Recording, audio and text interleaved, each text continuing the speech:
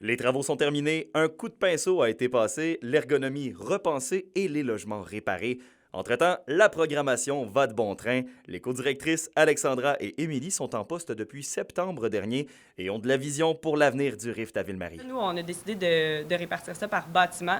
Donc, une co-directrice gère le théâtre, puis l'autre co-directrice gère le centre d'exposition. On s'en parle souvent, on regarde ce qui est possible parce qu'en fait, on a beaucoup d'idées. Il faut Oui. voir qu'est-ce qui fit.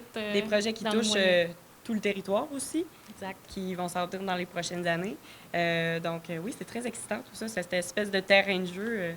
On dirait qu'au Témiscamingue, en plus, on est des bâtisseurs, là. On dirait qu'on peut tout faire et tout est à faire.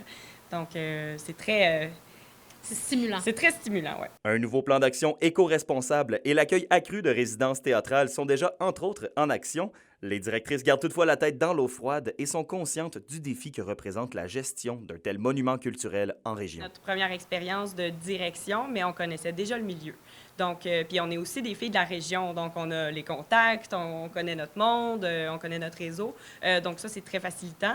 Mais c'est sûr que ça prend des reins solides, là. C'est Puis- sûr que le financement, c'est un défi de tous les instants. Oui. On lisait cette semaine dans Le Devoir que le Conseil des arts et des lettres du Québec avait pas bonifié son enveloppe depuis plusieurs années. Donc, nous, c'est sûr que ça va avoir une répercussion directement sur nous et évidemment sur tout le milieu, étant donné qu'on est le seul diffuseur culturel du centre du Témiscamingue. Nos populations ici ont droit à la même activité culturelle, qualité culturelle que les grands centres. C'est vraiment primordial. Le Rift m'a toutefois confié tout à l'heure que la Biennale internationale des arts miniatures, qui devait avoir lieu à Ville-Marie cet été, sera reportée à 2025.